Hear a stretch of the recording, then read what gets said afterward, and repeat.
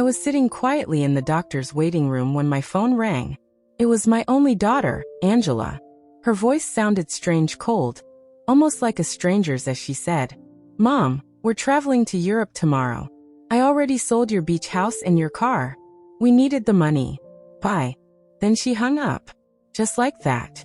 45 years of raising her, sacrificing everything for her, and she tossed me aside like I was nothing. But I didn't cry. I just took a deep breath and smiled. Because there was something my dear daughter didn't know. My name is Antonia Brooks, I'm 71 years old. And until that very moment, I thought I knew my daughter. I became a widow 6 months ago. My husband, Robert, died of a heart attack while we were having breakfast just like we had done every morning for 45 years. That morning, he poured me coffee with cream and made toast. Then he kissed my forehead and said, "Good morning, my love." Those were the last words I ever heard from him. After his death, Angela started coming around more often, or so I thought. She visited 3 times a week, helped with the funeral, took me to buy groceries, and even suggested I get a checkup. "Mom, you need to take better care of yourself now that you're alone," she'd say with that sweet smile I believed was love. But now I realize it was just for her own convenience. The beach house she sold wasn't just a house. It was our little heaven. Robert and I bought it when Angela was 15, after years of hard work and sacrifice. Every summer, we went there celebrating birthdays, Christmases, and family moments. Angela brought her boyfriends, then later her husband, Edward. I would cook, clean, and do the laundry for everyone. It was our family tradition. I never imagined she'd one day see that place as nothing but money. And the car, Robert's old Ford pickup truck, was something he treated like his own child. He washed it every Sunday, changed the oil like clockwork, and always parked it under the same shady tree. Angela knew what that truck meant to me. It was the last thing I had of him. His scent was still on the seats.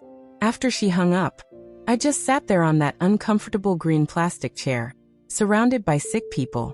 But for the first time in months, I didn't cry. Instead, I felt something different, a calm I hadn't felt since Robert's death. Because at that moment, I remembered something I'd completely forgotten. 3 days before Robert died, he had handed me a manila envelope. "Antonia," he said, "put this in the dresser drawer. If something happens to me, open it later, but only when you feel ready." I didn't think much of it at the time. Then after the funeral, with all the sorrow and confusion, I just forgot. But that envelope was still waiting for me at home. The nurse called my name and led me to the doctor's office. After checking me, the doctor said I was in good health for my age, just needed to rest more and eat better. I nodded and smiled, but my thoughts were miles away. I kept thinking about that envelope, about Angela's cold voice, and about Edward, who I knew had a hand in all this. He had never liked me. To him, I was just a burden. I left the office and walked slowly to the bus stop. My car was gone now thanks to Angela. As I waited for the bus, I couldn't help but smile a little. There was something poetic about it all. My daughter thought she had taken everything from me. But what she didn't know was that Robert, my dear, careful Robert, had always been a man who planned ahead.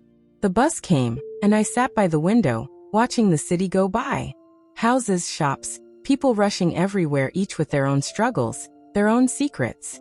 I had mine too, and I was about to uncover them. When I got home, I went straight to my room and opened the dresser drawer. There it was, the manila envelope, exactly where I'd left it. My hands trembled as I picked it up. I could feel several documents inside. Robert had written my name neatly across the front. I sat on our old bed, took a deep breath, and looked around. The house was getting darker as the evening shadows crept in. But they didn't scare me anymore. I opened the envelope slowly, almost like unwrapping a birthday present. And what I found inside changed everything. Inside were legal papers, property deeds, bank certificates, and a handwritten letter from Robert.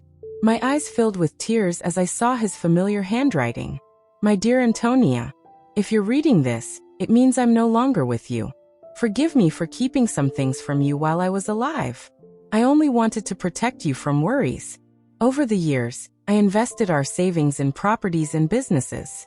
We don't just own the beach house, my love. We have 6 other properties, including the apartment building where Angela and Edward live. We also have shares in 3 companies worth more than you can imagine. You are rich, Antonia. You've always been rich, now it's just official on paper.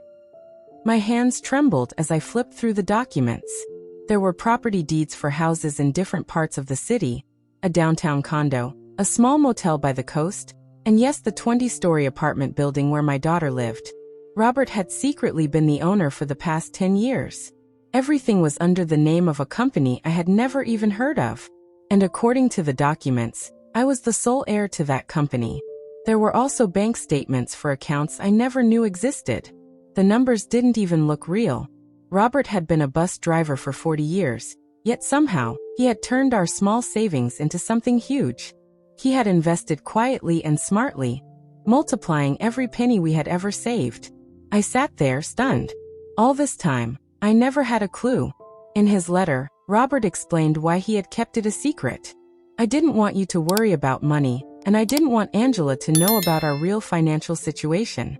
You know our daughter, Antonia, if she knew how wealthy we really are, her attitude would change. I want her to love us for who we are, not for what we have. What a painful irony. Our daughter left us thinking we had nothing, when in truth, we had everything. That night, I couldn't sleep. I walked around the house, touching the old furniture and little decorations Angela always called outdated. I stopped at the wall full of family photos. My eyes lingered on one of Angela at 5 years old, sitting on Robert's lap, laughing so freely. Where did that sweet little girl go? When did she become so cold, so calculating? The next morning, my phone rang early. It was Angela again. Her voice was soft this time, too soft. I already knew that tone. It usually came before manipulation. "Mom, how are you?" she asked sweetly. "I just wanted to let you know we've transferred the money from the house and the car. We deposited your share into your account. It's not much, but it should help you for a few months while you find something smaller." "My share?" I asked, keeping my voice calm. "Yes, Mom. We weren't going to leave you with nothing. We gave you 30%. That's fair, right? We need the rest for our investment in Europe. Edward found an incredible business opportunity over there. 30% of what was already mine. How generous." "I see, honey," I said softly. "And when are you leaving?" "This afternoon," she replied cheerfully. "Our bags are packed already. We'll be gone for at least 6 months, maybe longer if things go well. But don't worry, Mom. When we return, we'll help you find a small apartment. Something that suits your needs." "Suits my needs?" As if she had any idea what my needs really were.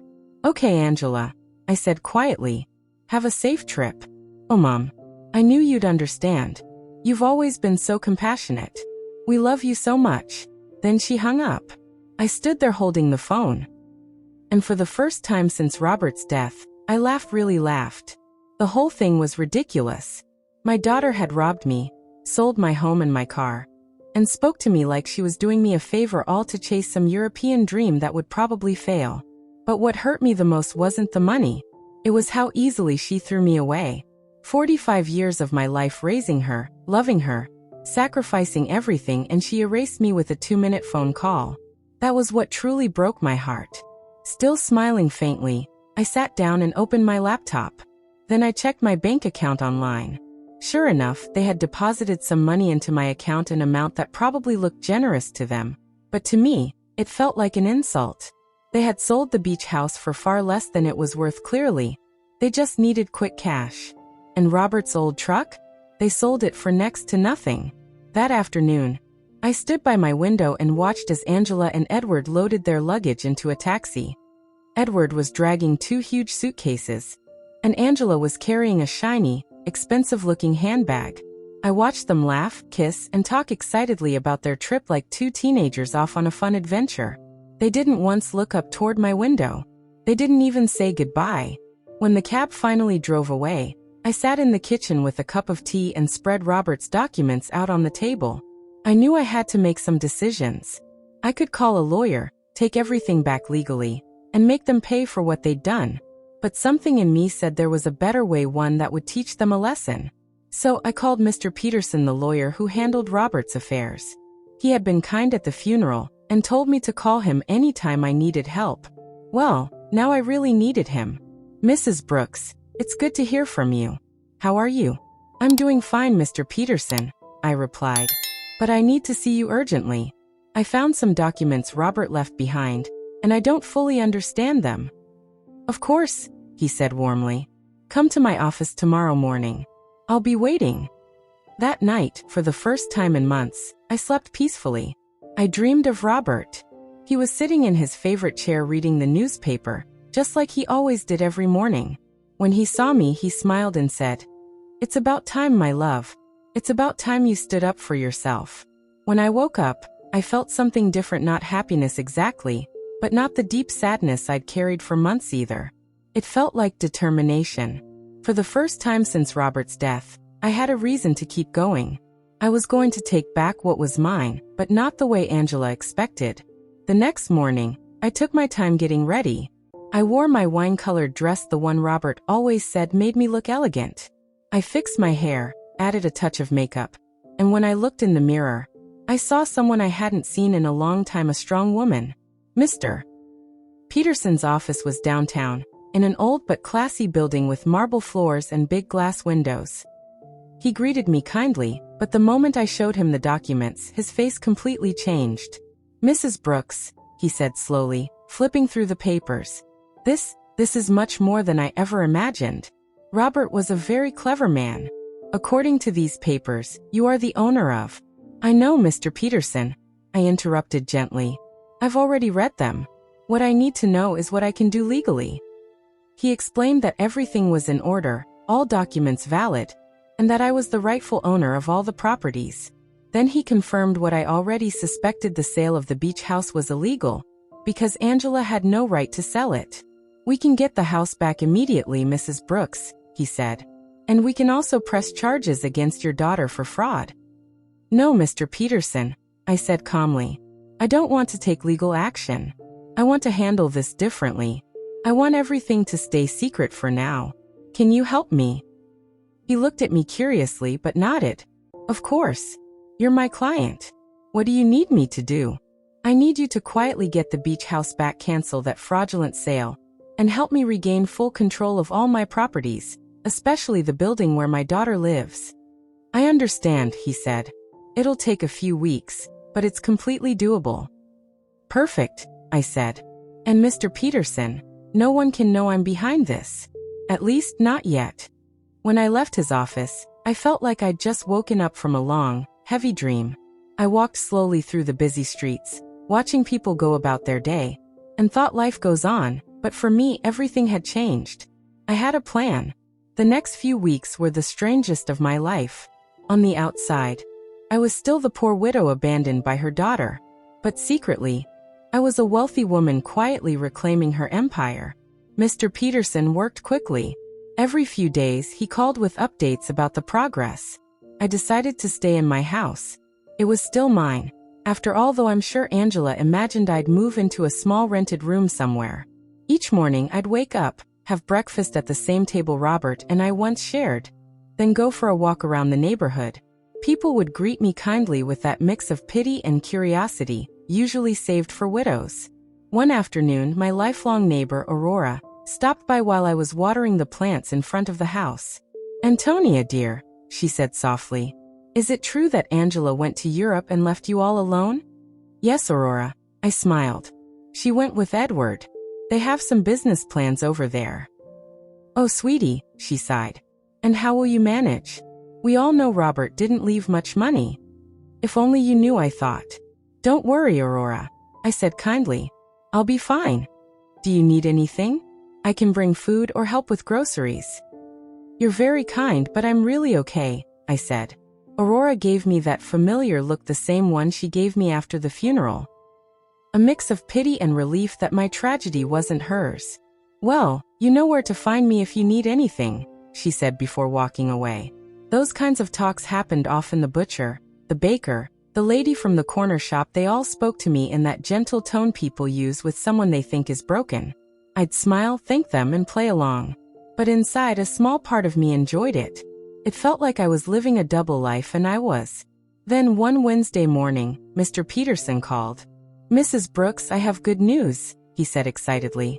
We've canceled the sale of the beach house. The buyers weren't aware it was fraudulent, so they got their money back. The house is yours again." "Excellent, Mr. Peterson," I replied. "And what about the building where Angela lives?" "That one's more complicated," he explained. "Technically, you've always been the owner through the company, but we need to make some administrative changes to give you direct control. It should take another 2 weeks." "Perfect," I said. "Keep me updated."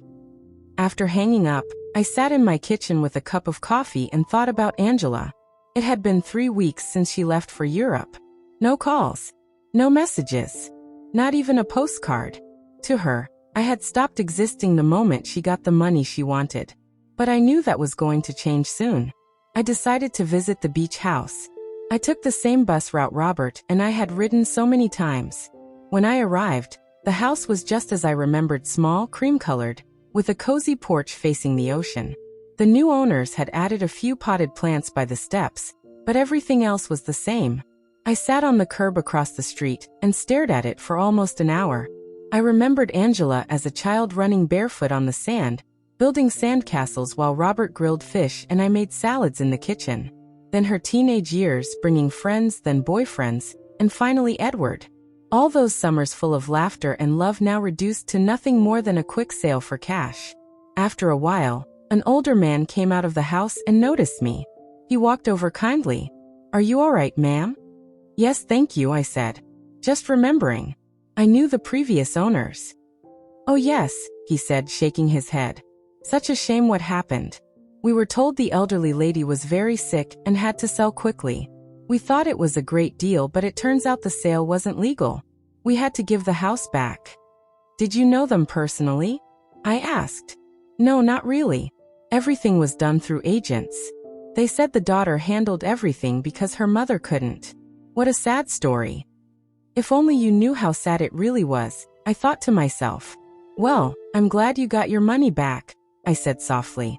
"Yes," he nodded. "Though now we have to find another house. We really like this one." I left there with a heavy heart. It wasn't just about the money, it was how easily Angela had lied. She told people I was sick and needed to sell fast. She used my supposed weakness to justify her greed. To her, I wasn't a mother anymore. I was just a problem she needed to get rid of. That night, I called Mr. Peterson again. "Mr. Peterson," I said firmly, "I need your help with something else. I want to get Robert's truck back too." "That might be harder, Mrs. Brooks," he said gently. "The truck was in your name, but your daughter had a power of attorney to sell it." "What? How could she have that?" He sighed. "Apparently, you signed it a few months ago, after your husband's death. Do you remember?" And then it hit me. That was when Angela's plan began. I vaguely remembered signing some papers she brought me, saying they were just to handle the funeral and inheritance matters. I was so lost in grief that I signed without even reading. How foolish I had been. "I understand, Mr. Peterson," I said quietly. "Is there any way to get it back?" "It'll be difficult," he admitted. "We'd need to prove that you signed under deception or pressure." "Then let's do it," I said, my voice steady.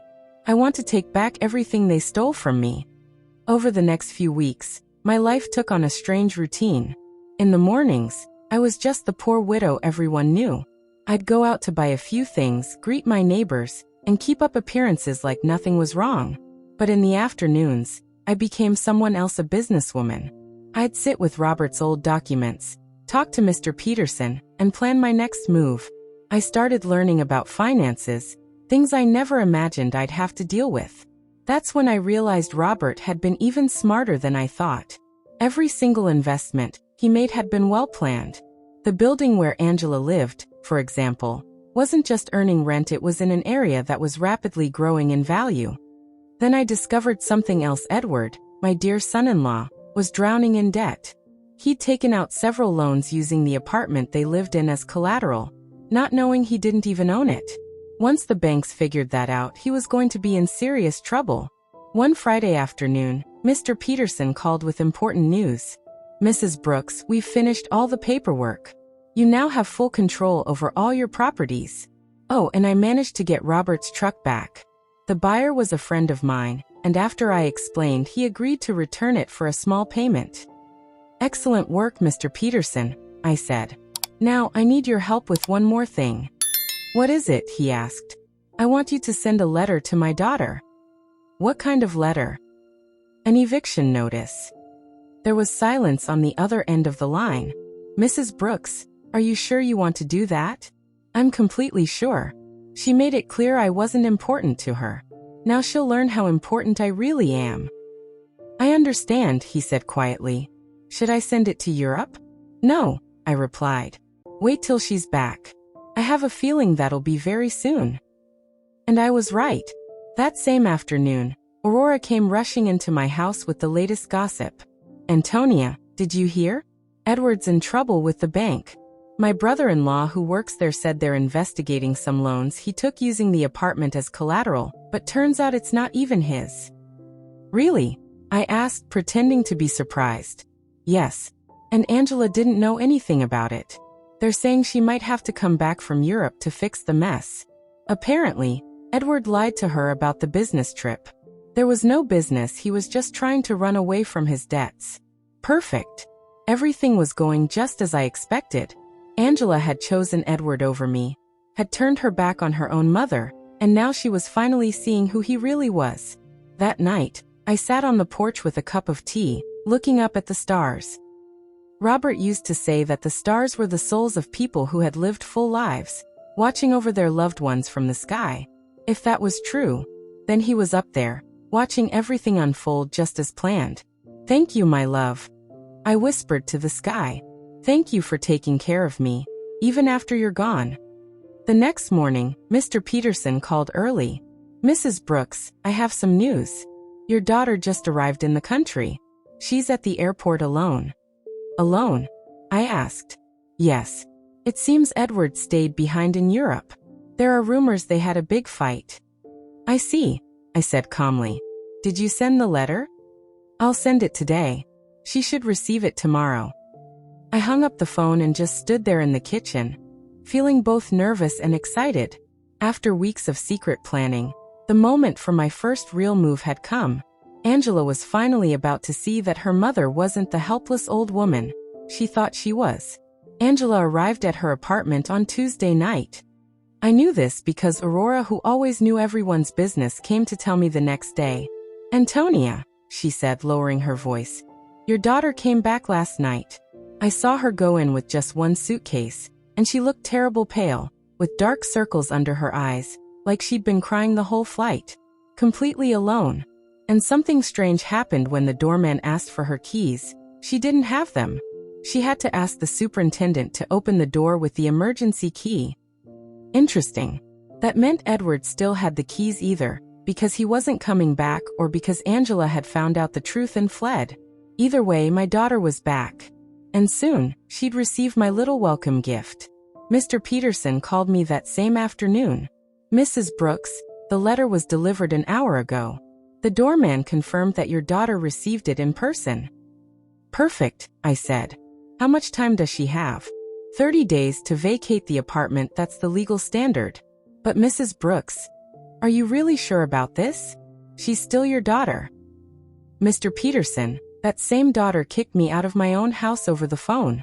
She sold my belongings, ignored me, and treated me like trash. Now she'll learn that every action has consequences. I understand, he said softly. I just wanted to be sure you've thought it through. I have, Mr. Peterson. I've thought of everything. That night, I couldn't sleep. I lay awake imagining Angela's face when she read the letter, the confusion, the disbelief, and finally, the panic. She'd probably think it was a scam at first. But when she called to confirm, she'd realize everything was perfectly legal. And just as I expected, the next morning, the phone rang at exactly 8 a.m. It was Angela. Her voice sounded shaky, desperate. Mom, I need to talk to you. Please, it's urgent. Good morning, honey, I said calmly, already smiling to myself. Mom, I don't have time to talk about Europe right now, Angela said, sounding nervous. I got a strange letter yesterday. It says I have to move out of my apartment in 30 days. It has to be a mistake, right? Do you know anything about it? An eviction notice? I asked, pretending to sound surprised. That's odd. From who? From some company I've never heard of, she said, shuffling papers. Wait, let me check the name. Robert Investments Incorporated. Do you know them? Robert had used his own name for the company. How poetic. No, honey, I said calmly. I've never heard that name before. Are you sure the letter is real? That's what I'm trying to find out. Mom, I need your help. I don't know what to do. Edward left me in Europe. He ran off with another woman, and now I come back to this mess. I don't even understand what's happening anymore. And there it was, confirmation. Edward had abandoned her. Probably when the money ran out, or when he realized the legal mess back home was worse than he thought. Poor Angela. She had given up her family for a man who wasn't even worth it. I'm so sorry, honey, I said softly. Where are you now? I'm still at the apartment, but I don't know how long I can stay. Mom, can I come see you? Please. I need someone to talk to. I have no one else. The irony was almost beautiful. The man she chose over her own mother had left her. And now she was running back to the same mother she threw away. Of course, honey, I said warmly. Come anytime you want. I'm on my way. When I hung up, I walked to the mirror. If I was going to play my role, I needed to look the part. I put on my most modest gray dress, tied my hair neatly into a bun, and practiced my expression, that of a worried, forgiving mother who had accepted her fate. When Angela arrived an hour later, I barely recognized her. She looked awful, thinner, tired, and broken. Her once glamorous clothes were wrinkled and dull, her eyes red from crying. Mom, she said quietly, and for a moment I thought she would hug me, but she stopped halfway, as if remembering how we last parted. Come in, honey, I said softly.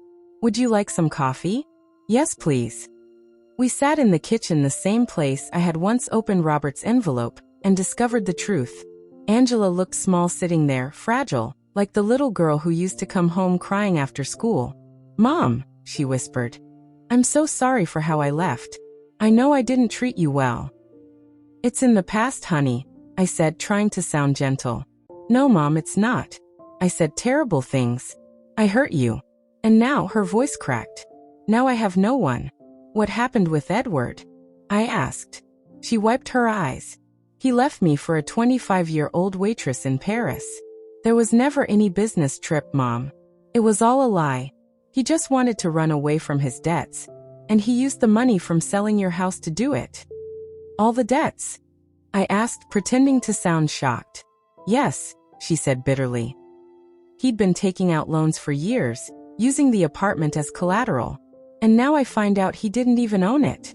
How is that possible? I smiled inside but kept my face calm. I don't know, honey. Property things can be very complicated. The worst part, she went on, is that the banks are now coming after me for his debts. They said since we were married, I'm also responsible.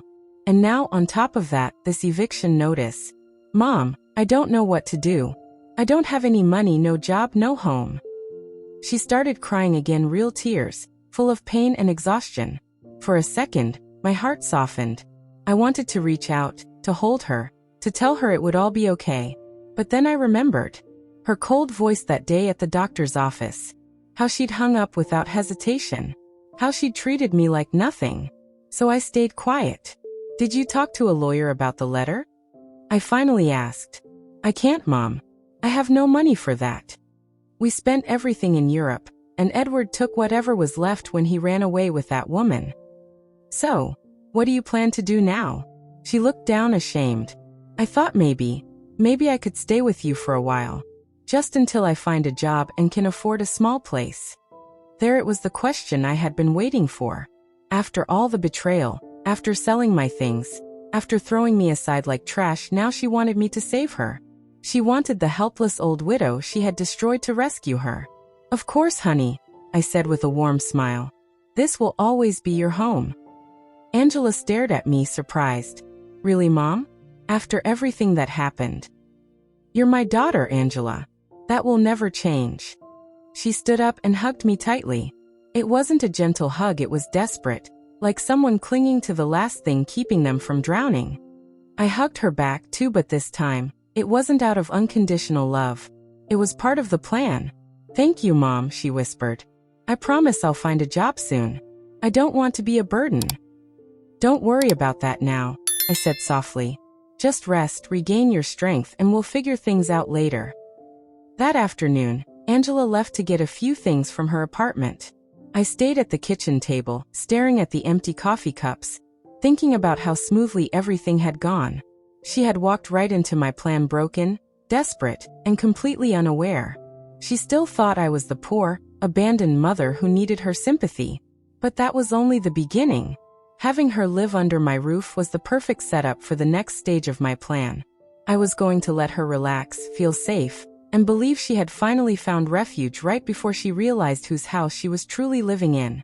And then when she least expected it, I planned to show her the difference between being poor by choice and being poor by consequence. That night I called Mr. Peterson. Mr. Peterson, I need you to do something else for me. Tell me, Mrs. Brooks. I want you to investigate Edward's debts. Find out exactly how much he owes and to whom. Tell me what legal steps I can take to separate those debts from my daughter. That will take time, he said, but it's doable.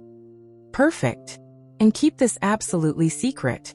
No one must know I'm behind the investigation. Of course. May I ask what your final plan is? My plan is simple, I said. I'll save my daughter, but first she has to understand what it truly means to hit rock bottom. After I hung up, I poured a glass of the wine Robert had been saving for special occasions. It felt like the most special occasion of my life. The game had begun, and for the first time in months I held all the good cards. Angela moved into my house the next day with 2 suitcases and a cardboard box, everything left of her old life. I watched her unpack in the room she slept in as a teenager, and saw humiliation in every movement. She'd gone from a luxury condo to her childhood bedroom. Mom, I found this in the apartment, she said, handing me a manila envelope. It was with Edward's things. It has your name on it. Another of Robert's envelopes. My heart raced, but I stayed calm. My name, I said. How strange. She showed me the envelope. It was Robert's handwriting on the front, but this one was smaller and newer than the one I'd found in my dresser. Maybe Edward had found it among Dad's things and forgot to give it to me. Can I see it? She asked. I opened it while she watched. Inside was a short letter and a small key. The letter read, Antonia, if you are reading this after having received the main envelope, it means our daughter is going through a hard time. This key opens a safety deposit box at the Central Bank, downtown branch. The number is 247. There is something there that can help you help her, but use it wisely. With eternal love, Robert. Angela read over my shoulder. A safety deposit box? Dad had one? I had no idea. I didn't either, I lied. Your father never told me about this. Do you think we should see what's inside? Maybe, I said slowly. We can go tomorrow. That night we had dinner together for the first time in months. She cooked trying to help, but the food tasted of guilt and desperation. She told me more about Europe, and each story sounded worse. Edward lied about everything, Mom, she said. Not just the business, the debts too. I thought he owed a little. It turns out he owes over $100,000. He even used my name for some loans without telling me. How is that possible? I asked, keeping my voice shocked. He forged my signature. When we married, I gave him papers to manage the bank account. I never thought he'd use them like this. Can you prove you didn't know? I asked. I don't know. It's all so complicated. The banks say since we were married, I'm responsible. And now the eviction notice. I don't have money, no job, nowhere to go. She started to cry real, desperate tears. For a moment my mother heart softened. I wanted to hug her and say everything would be okay. But I remembered her cold voice on the phone. How easily she'd discarded me. The memory hardened me again. Did you talk to a lawyer about the letter? I asked. I can't afford a lawyer. We spent everything in Europe, and Edward took the rest when he ran off. What will you do? I thought maybe I could stay with you for a while, until I find work. That was the moment I'd been waiting for. After she kicked me out and sold my things, she was asking the widow she'd abandoned for shelter. Of course, honey. This will always be your home." Angela looked surprised as if it were too easy. "Really, Mom? After everything?" "You're my daughter, Angela. That will never change." She hugged me like someone clinging to the last lifeline. I hugged her back, but this time with calculation, not blind love. Strategy was in that embrace. "Thank you, Mom. I'll find a job soon. I won't be a burden. Rest first. Get yourself together. Then we'll see." She left that afternoon to pick up things from her apartment. I sat in the kitchen thinking how perfectly she'd fallen into my plan, broken, desperate, and unaware. Having her live with me would let me move on to the next phase. The next day we went to the bank. Angela was nervous and hopeful. I kept my act as the confused widow who didn't understand money. The bank clerk checked my ID and opened box number 247. Inside were jewels, many jewels. Rings, necklaces, bracelets, earrings. I recognized some heirloom pieces from Robert's family, and others I'd never seen. There was also a letter explaining each piece and their estimated value. Angela gasped. "Mom, this must be worth a fortune." "You think so?" I asked. "Look at this emerald and these pearls. Dad saved a treasure." According to Robert's note, the jewels were worth about $200,000. That was a lot, but it was small compared to the rest of our assets, like finding a handful of coins when you actually have a fortune in the bank. "What should we do with these?" she asked. "They're family memories," I said. "But we could sell some," she insisted. "With this money you could get the beach house back, and I could pay Edward's debts." Even now, her first thought was to use the fine to fix Edward's mess. She still hadn't learned. "Are you sure you want to use your father's inheritance to pay Edward's debts?" I asked. "What other choice do I have? If I don't pay, the banks will start seizing things. Technically, I don't even own much. Most was in Edward's name." "Think carefully. Once you sell these, you can't get them back." "I don't have a choice. No one will hire me with these legal problems." We brought the jewels home. Angela spread them on the kitchen table and began to calculate which pieces to sell. It hurt to see family history reduced to price tags. "Mom, I can get about $180,000 for the jewels," she said later, counting bills on the table. "It's less than expected, but enough for the urgent debts." "Are you sure?" I asked. "I have no choice. If I don't pay, they'll seize everything. Even this house could be at risk if they prove any legal link." How ironic life can be. Angela was worried about losing a house that actually belonged to me, using money from my late husband's jewels to pay the debts of the same man who had abandoned her, the same man who ruined her peace. "And how are you going to decide which debts to pay first?" I asked. "I talked to a financial advisor at the bank," she said. "She told me to start with the debts that have collateral, because those are the ones that can lead to losing property or foreclosure." I couldn't help but notice how much Angela had changed over the last few weeks. The woman who once sold my things without even asking now double-checked every financial decision. Pain had made her wiser and softer too. That night, while she was sorting her debt papers on the table, my phone rang. It was Mr. Peterson. "Mrs. Brooks, I have the full report on Edward's debts. The situation is worse than I expected." "How bad is it?" I asked. "He owes over $200,000 to several banks and private lenders. The worst part is that he used fake documents with your daughter's signature for some of those loans." I froze. "That means Angela is legally responsible?" "Yes, unfortunately. But if we can prove she didn't know, we might get her out of some of it. Though it'll be long and costly." "How costly are we talking?" "A good lawyer for this kind of case. About $50,000. And even then, there's no guarantee we'll win." "I see.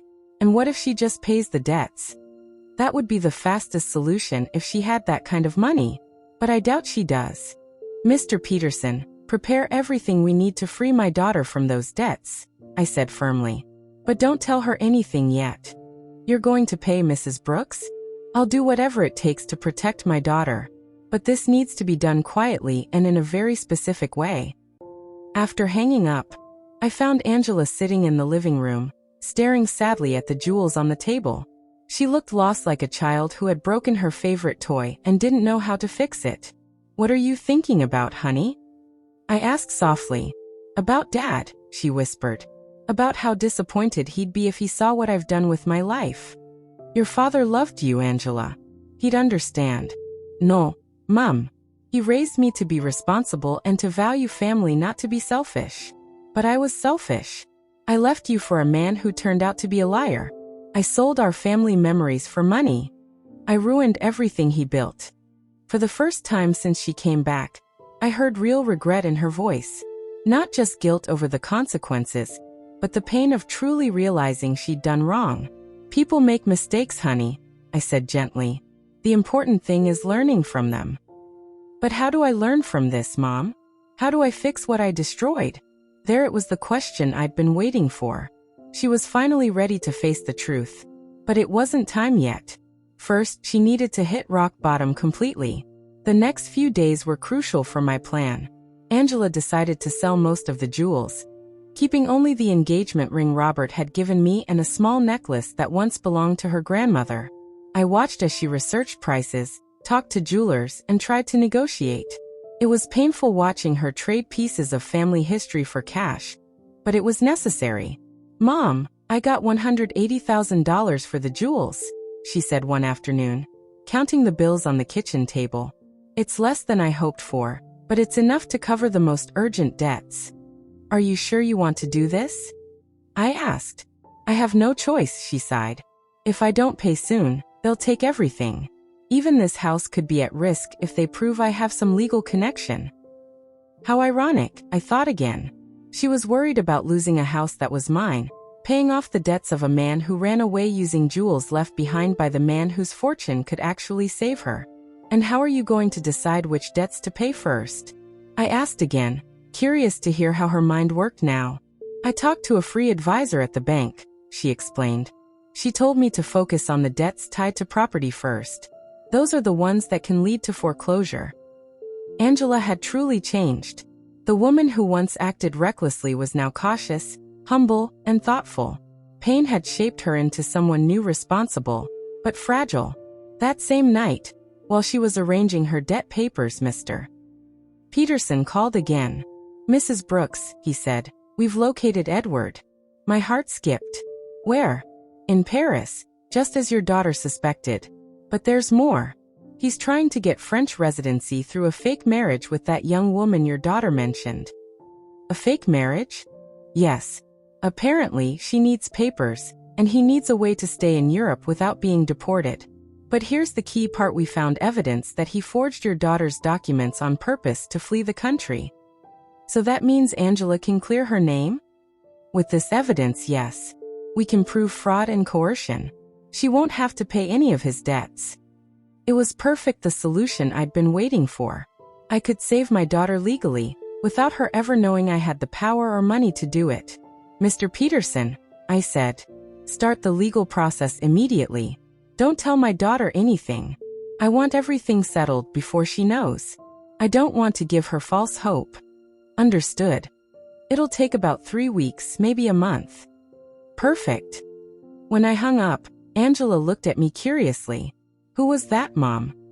Oh, just a lady asking for Mrs. Davis, our neighbor on the corner, I said calmly. She had the wrong number. Lying had become easy. Every day, I felt more comfortable living this double life: the poor, helpless mother Angela thought I was, and the wealthy woman secretly controlling everything behind the scenes. Over the next 2 weeks, I watched her struggle with decisions she'd never faced before: how to budget food, how to negotiate with creditors, how to job hunt with a ruined credit record. It was a harsh but necessary education. Mom, I went to 3 job interviews today, she told me one evening, exhausted and limping slightly from sore feet. 2 said they couldn't hire me because of my legal problems. The 3rd offered a part-time cleaning job at night. Are you going to take it? I asked. I don't have a choice. It pays very little, but it's something. I can work nights and still look for something better during the day. Seeing my daughter, who had lived in comfort all her life, preparing to clean offices at night broke my heart. But at the same time, I was proud. For once, she was facing her reality head-on, not running from it. Are you sure you can handle that kind of hard work? I asked softly. I'll have to, she said with a tired smile. I can't keep being a burden to you, Mom. It's bad enough that you're letting me stay here for free. This is your home, Angela. No, Mom. This is your home. I'm here because you're kind enough to take me in, but I won't take advantage of that forever. One night, while Angela was out on her first cleaning shift, Aurora came over. She sat with me in the kitchen, sipping tea and staring at the family photos on the wall. Antonia, she said finally, I need to ask you something. Did you know Angela would come back in this condition? I raised a brow. What do you mean? Well, when she left, she was so sure of herself, so arrogant. I'm just wondering if you expected her to come back like this. She used to brag about the great life she'd have in Europe and how successful Edward was. And now she's back completely broken, working a cleaning job, living with you again. Life turns in strange ways, Aurora, I said. But there's something else. I've been watching Angela these days and she's different. Not just sad, humble, like she's learned something important. Aurora, as always, was sharp. What do you think she learned? I think she finally understands the value of what she took for granted, like having a mother who loves her no matter what. Maybe, Aurora said. Can I tell you something? When Angela left and treated you so badly, a lot of us thought you'd never forgive her. But here you are, taking care of her again, giving her a home when she has nowhere else to go. She's my daughter, Aurora. Yes, but not every mother would do what you're doing, especially after how she treated you.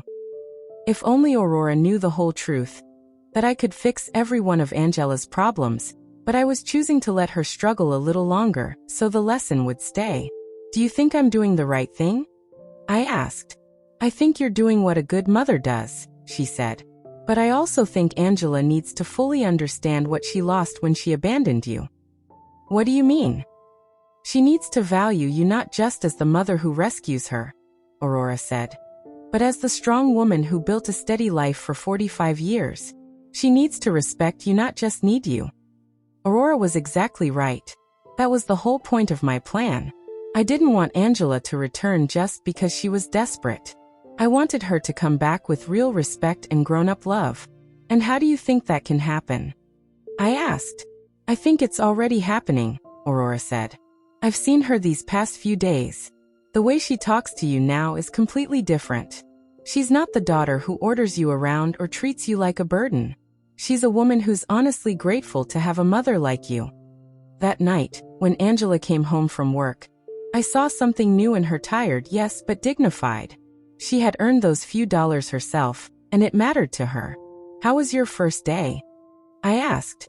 Hard, she said, but not as bad as I expected. The other ladies helped me. One of them, Mrs. Johnson, showed me tricks to clean faster.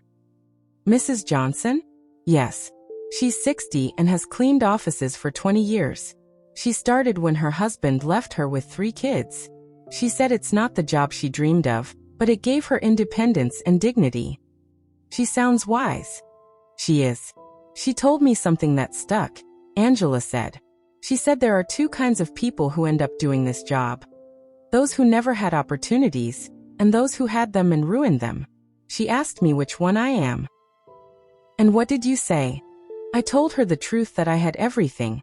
A loving family, a stable home, an inheritance, and I threw it away for a man who wasn't worth it. What did she say? She laughed and said, Well, honey, at least you know exactly why you're here. That puts you one step ahead of most people. Angela poured a glass of water and sat with me. Mom, I want you to know something. These past few weeks have been the hardest of my life, but also the most important. Why? Because I finally understand what matters. It's not money. It's not the fanciest apartment or impressing people. It's having people who truly love you and stay when everything collapses. Angela. No, let me finish, she said. You have every right to hate me. I left you when you needed me most. I took everything Dad left. I treated you like you were in the way. And now I'm back, hoping you'll forgive me and take care of me. I already forgave you, honey. But I haven't forgiven myself, she said. Not until I prove I've really changed, that I've learned from my mistakes. Mr. Peterson called the next morning. Mrs. Brooks, great news. The legal process is almost done. We can clear your daughter from all of Edward's debts. It was time. After weeks of watching Angela work, struggle, and reflect, I was ready to show her she was never alone, that someone had been quietly protecting her. Mr. Peterson, please set up a meeting. It's time my daughter hears the whole truth. He scheduled it for Friday morning. I told Angela I'd made an appointment with a lawyer who might help with her legal issues, but I didn't give details. She agreed, though she worried about the cost. Mom, I don't have money for a lawyer. I barely cover basics. Don't worry about that now, I said. Let's just hear him out. We arrived on time. Angela wore her best clothes, though they hung a bit loose on her thinner frame. She twisted her hands, bracing herself for more bad news. Mr. Peterson greeted us with his usual calm smile. Mrs. Brooks. Miss Brooks. Thank you for coming. Thank you for seeing us, Angela said. But I should warn you, I can't afford high fees. That's exactly what we'll discuss, Mr. Peterson said, glancing at me. First, please review these documents. He handed her a thick folder. Angela read, her face shifting from confusion to surprise. I don't understand, she whispered. This says Edward forged my signature. There's evidence of fraud. It says I'm not responsible for the debts. That's right, he said. We've been investigating for weeks and found enough proof that you were a victim of identity fraud. How? Who paid for this? She asked. I don't have the money. Mr. Peterson looked at me. It was my cue. Angela, I said softly. There's something I need to tell you. What is it, Mom? I took a breath. After weeks of acting, it was time to reveal everything. Your father left me more than you knew. Much more. What do you mean? Mr. Peterson, please show her the other documents. He handed her a second folder: deeds, bank statements, investment certificates, the entire fortune Robert built in secret. Angela read in silence. I watched her face pass through confusion, shock, and finally understanding. Mom, this says you own the building where I lived. Yes. And you have other properties, accounts, investments. Yes. This means when I sold the beach house, it was actually yours. The sale was fraudulent. I already got it back. Angela stared at the papers, trying to take it all in. How long have you known? Since the day you called me from the doctor's office. You knew all this when I came back from Europe asking for help? Yes. You knew you could fix everything while I cried every night? Yes. There was a long, heavy silence. Angela closed the folders and looked straight at me. Why, Mom? Why did you let me suffer when you could have helped? This is the question I've been waiting for, I said. Because you needed to learn something you couldn't learn any other way. What? You needed to learn the value of what you lost. Family, respect, responsibility. When you left me, you didn't just take money. You took my dignity, my love, my trust. Angela cried, but these weren't the usual tears. These were tears of recognition. I abandoned you when you needed me, she said. Yes. I treated you like garbage. Yes. And you saved me anyway. Yes, but not the way you expected. I didn't save you with money so you could repeat the same mistakes.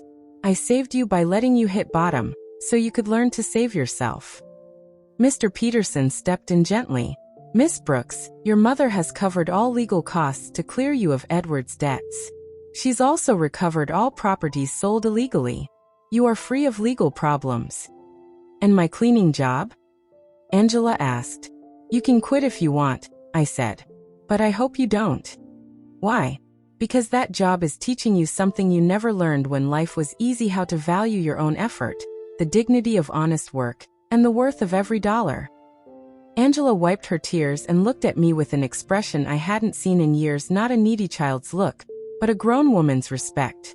Do you forgive me, Mom? I forgave you long ago, I said. The real question is, can you forgive yourself? I don't know, she whispered. I did unforgivable things. People make mistakes, Angela. What matters is what we do after we see them clearly. Mr. Peterson gave us privacy. We sat quietly, letting everything sink in. Mom, Angela said. Even if you didn't have all this money, even if you really were the poor widow I thought, you know what I would have learned? What? That nothing is more valuable than someone who loves you unconditionally. The only thing that kept me sane was knowing I still had a home with you. No matter how much I ruined my life, you were still my mother. That will never change, Angela. I know, she said. But I also know I can never take that love for granted again. I have to earn it, with respect, with gratitude, with actions, not words.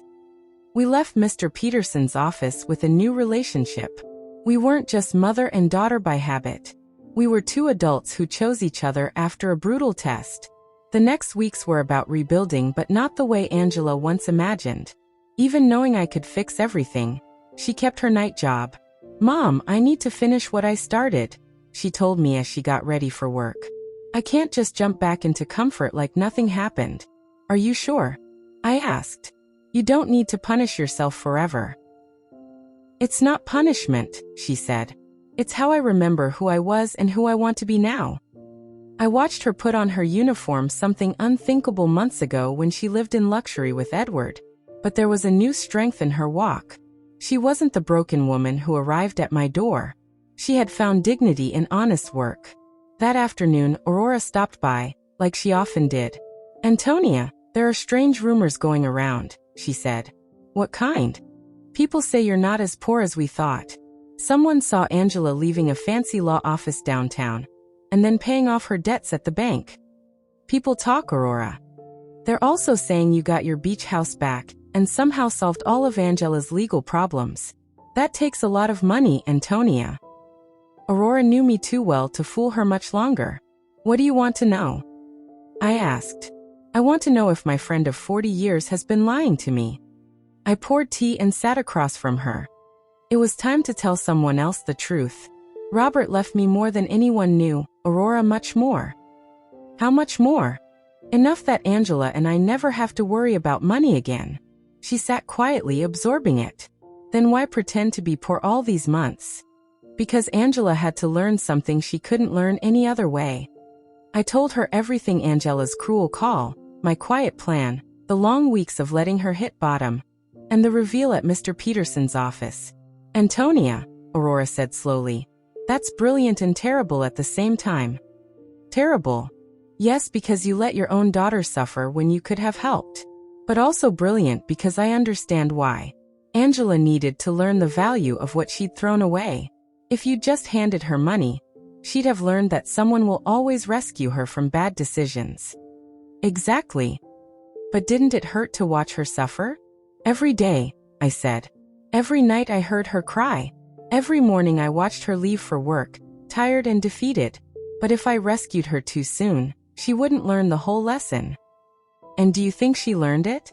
Look for yourself, I said.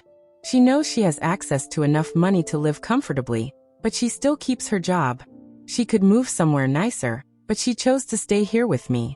She doesn't need to worry about debts, but she's using her own savings to help women in situations like hers. She's helping other women? Yes. She became friends with the ladies at work.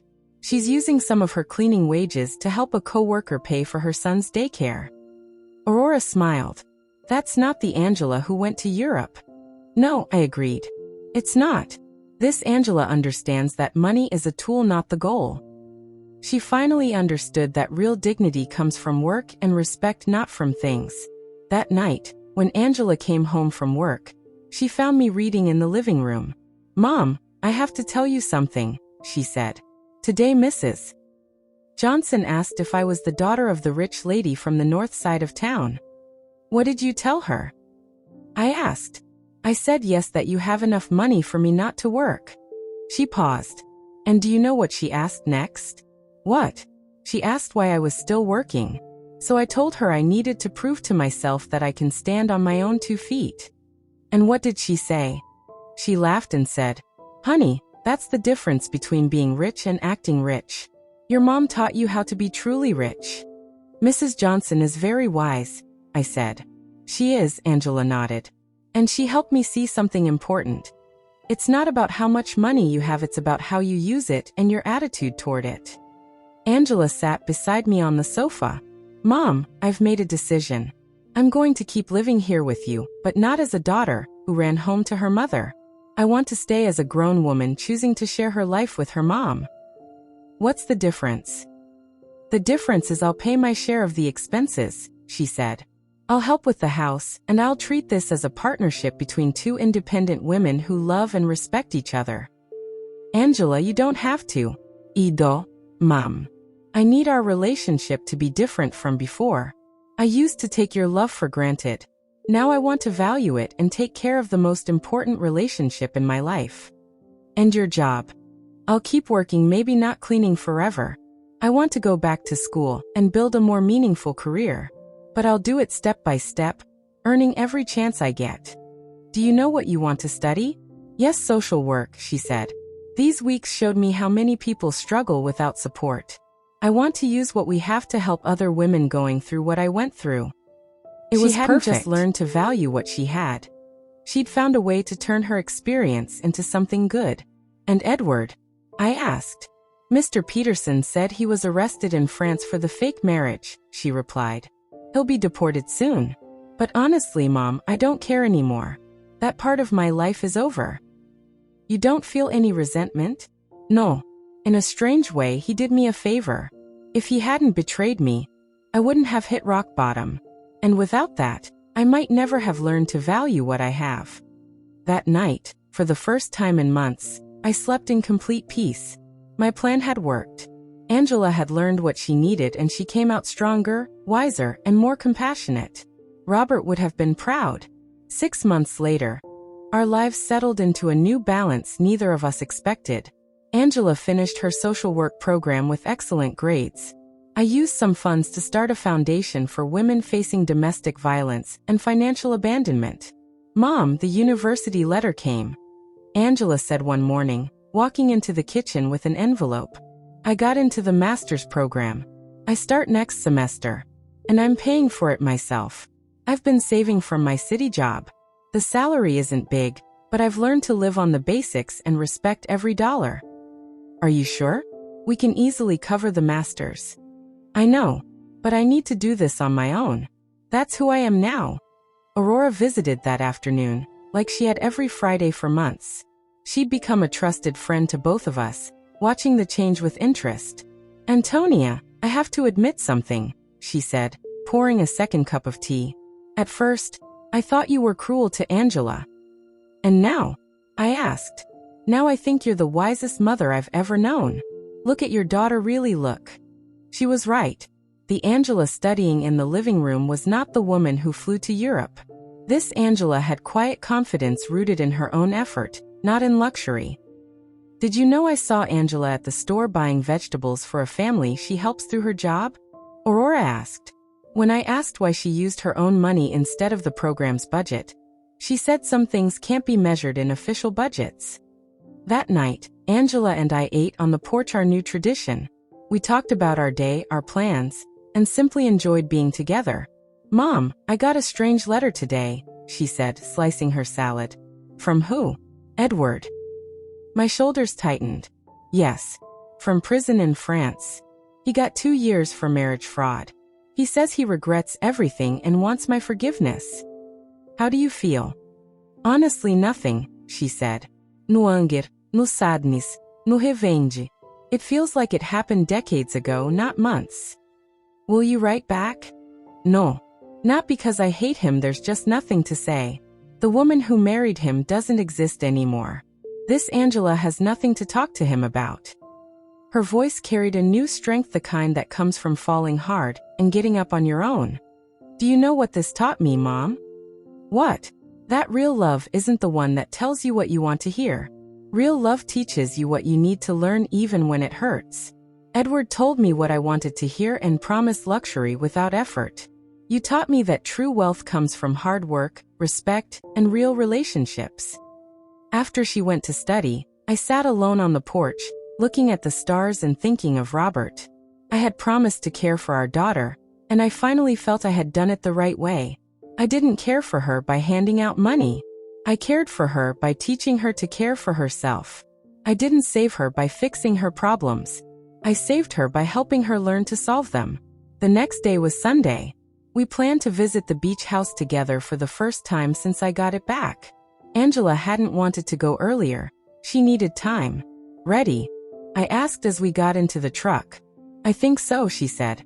The drive was quiet but peaceful. When we arrived, Angela stayed in the truck for a moment, staring at the house where we spent so many summers. It looks exactly the same, she finally said.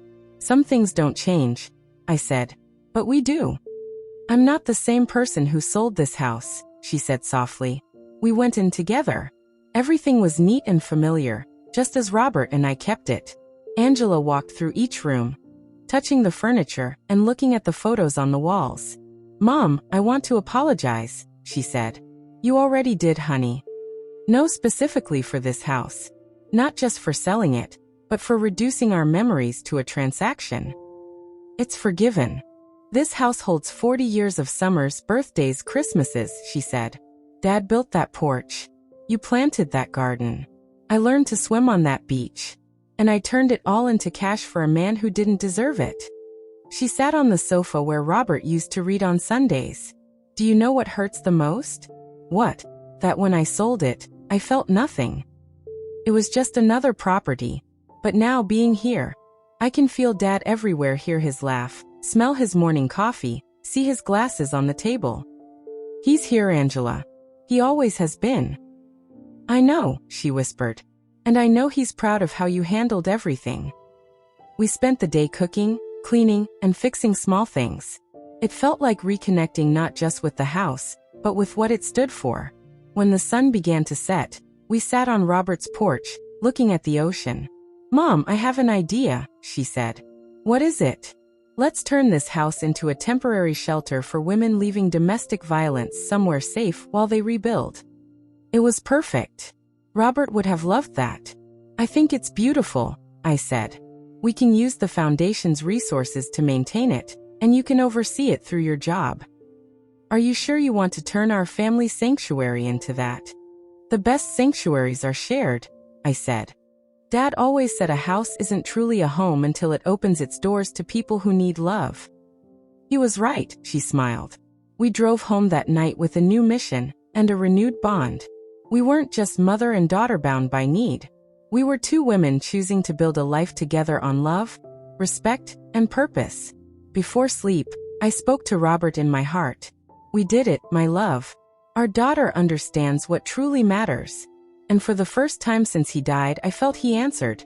I always knew you would. You're both stronger than you think. Justice came not as revenge, but as learning. Not as punishment, but as transformation. In the end, we gained something worth more than money. A real relationship, solid enough to survive anything. Did you enjoy my story, and which city are you listening from? Let's chat in the comments. Thank you so much for your sweet support. I can't wait to read your thoughts. Don't forget to subscribe. See you in the next life story with love and respect.